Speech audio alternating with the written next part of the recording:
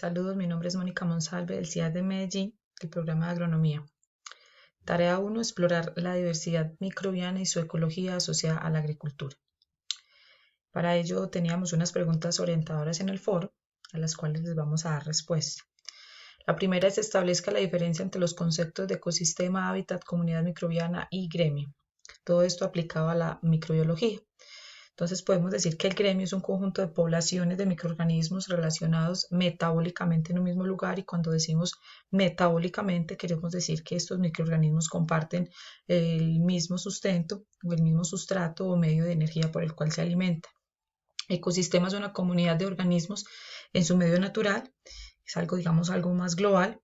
La comunidad microbiana es el conjunto de los gremios o agrupaciones de microorganismos y sus interacciones, que a su vez interaccionan con otras comunidades de macroorganismos, o sea, organismos mucho más grandes, y con el ambiente. El hábitat microbiano es un lugar o espacio más pequeño que el ecosistema y es donde se desarrolla normalmente un tipo determinado de microorganismos. Entonces podemos decir que es como la casa, ¿no?, de cada microorganismo. El número 2 nos dice que clasifiquemos los microorganismos en función de la exposición al oxígeno. Entonces sabemos que los organismos que necesitan oxígeno para sobrevivir son aeróbicos, los que no lo necesitan son anaeróbicos. Nosotros estamos en el orden de los aeróbicos, a la vez que las plantas y los animales, y tenemos algunas bacterias y tenemos algunos también microorganismos mucho más pequeños que no lo necesitan.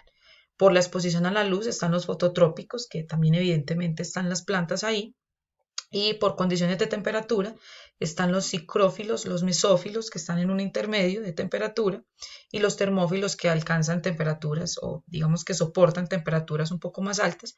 Aquí también podemos incluir algunas arqueas, que son extremófilas, que soportan temperaturas un poco más altas, sin decir que esa sea la única característica de las arqueas. Y por fuente de carbono y fuentes de energía encontramos los quimiolitótrofos y los quimiotróficos. Y por fuente de energía como tal, los autótrofos y los heterótrofos. Aquí vemos entonces una muestra de lo que son los autótrofos, que quiere decir que producen su propio alimento. Y los heterótrofos, que son microorganismos que dependen de otros, como los herbívoros, carnívoros, omnívoros y sapófitos, que dependen de otros microorganismos para la generación de su energía. En la pregunta número 3 se nos dice que, de acuerdo con la temática de diversidad procariota del suelo, analicemos por qué un estudio llevado a cabo en un suelo contaminado con hidrocarburos mostró que el panorama taxonómico general de los suelos contaminados y sin contaminar es muy parecido.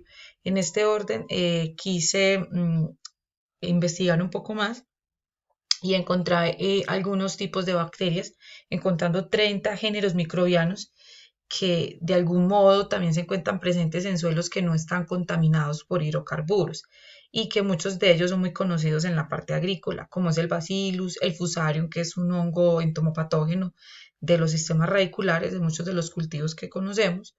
Encontramos también el Mycobacterium, el Penicillium, que también es supremamente conocido, Pseudomonas, que son también bacterias bastante conocidas en nuestro gremio. Y lo que quería entonces dar a mostrar con estas más de 100 especies existentes es que estas son capaces de degradar los hidrocarburos y que son capaces de alimentarse de ella. Sin embargo, también debemos tener en cuenta que estos suelos que aún no han sido contaminados con hidrocarburos, también debemos proporcionarles unas características tanto de pH, humedad y temperaturas promedios para que este tipo de microorganismos se reproduzcan. Hay algunos países dentro de los cuales se encuentra Colombia, que llevan desarrollando hace muchos años el tema de una inoculación en suelos para el tema de la biodegradación o bioremediación como tal de suelos contaminados por hidrocarburos, pero que también es importante decir que en suelos sanos o sin contaminaciones por hidrocarburos también es muy importante el tema de la inoculación con diversos microorganismos para lograr lo que nosotros llamamos un suelo supresivo. Por eso entonces podemos decir que si hablamos de los organismos procariotas, es muy común encontrar estos mismos tipos de microorganismos tanto en suelos contaminados como en suelos que aún no lo han sido. Como cuarta pregunta nos dicen que hagamos una breve síntesis de los resultados y las conclusiones tomadas por Singh y Gupta en un estudio que ellos hicieron.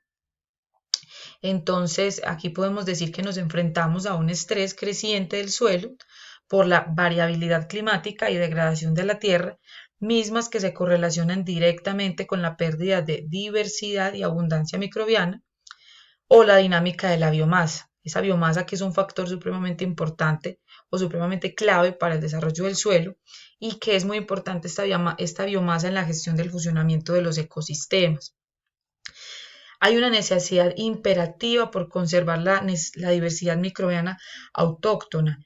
En este punto también quiero detenerme y decir que si nosotros queremos hacer una inoculación más eficiente como tal de microorganismos en un suelo, es importante también tener claro y diferenciado cuáles son los microorganismos que habitan de manera natural o autóctona en esos suelos para poder lograr una mejor adaptación, es decir, tomar en cuenta estos microorganismos y reproducir básicamente los microorganismos que ya están en esta zona porque son los que han logrado mayor adaptación.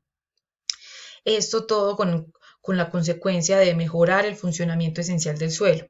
Para ello también agrupamos algunos tipos de características como son el macroclima, la topografía y calidad del suelo. Calidad del suelo hablando en términos de pH, relación de carbono y nitrógeno orgánicos y la humedad como tal. Todos estos factores que se convierten en claves de las SMB, que son las biomasas microbianas del suelo, en diferentes ecosistemas y ubicaciones que son totalmente diferentes estas SMB. Por ello, estos SMB en ecosistemas muy pobres actúan como la principal reserva de nutrientes disponibles y juegan un papel importante en la supervivencia de las plantas como tal. Viendo que nos estamos enfrentando como tal a un tema bastante complejo por el estrés del suelo, donde debemos impulsar la diversidad microbiana y la biomasa como un papel clave en los servicios de los ecosistemas.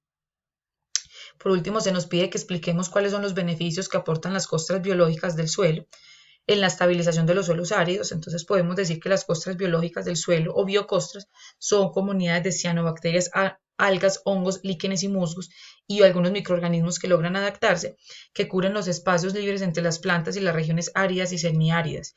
Esto que acabo de mencionar es algo supremamente importante porque es una convivencia o una simbiosis bastante importante entre microorganismos que no tienen nada que ver los unos con los otros, pero que a su vez lo que hacen es beneficiarse.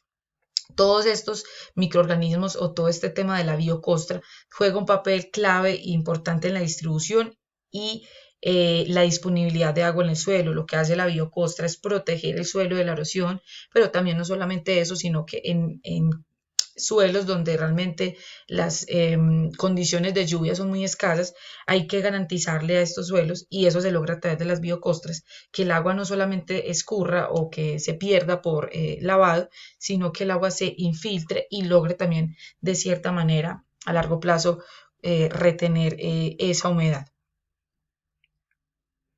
Aquí presento la bibliografía y por último el pantallazo del Turnitin.